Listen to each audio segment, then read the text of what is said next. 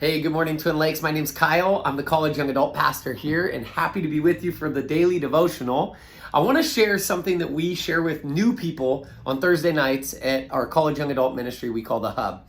One of our core values that we love to tell people about is sacrifice. And I know that sounds weird at first, but what we often tell people to explain that is what we mean by sacrifice is we live in a culture where we're constantly asking, what do I get? What do I get from this relationship? What do I get from that experience? But a better question, a more biblical question would be, what am I bringing?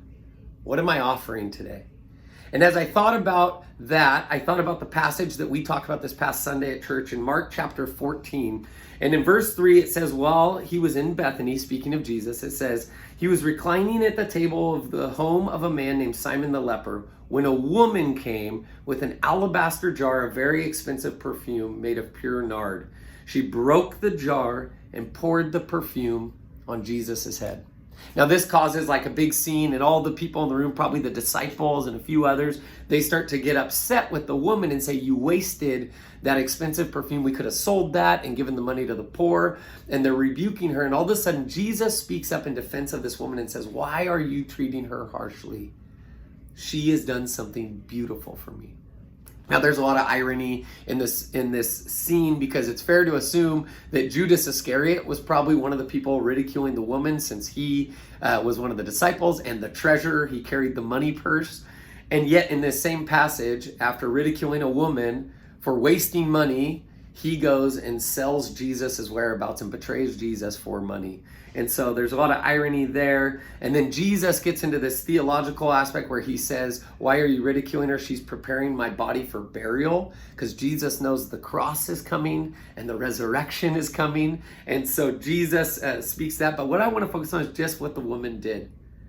That we see a woman who perhaps took the most expensive thing that she owns and she poured it out on Jesus. Self-sacrificially.